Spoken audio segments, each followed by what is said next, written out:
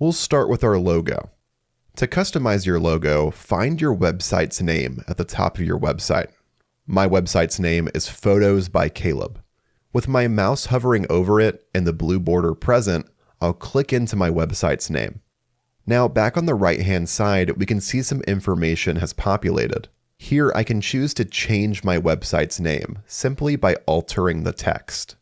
Additionally, under Other Options, I can choose to upload or create a logo.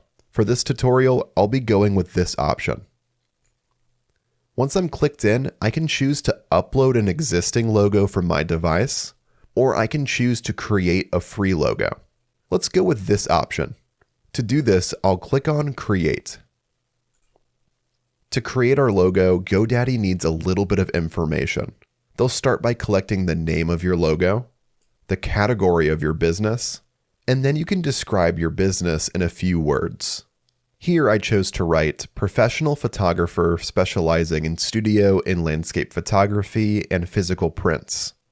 This gives the GoDaddy logo builder a little bit more information about my business and what they should include in the logo. I'll go to the bottom right-hand side and click on Continue.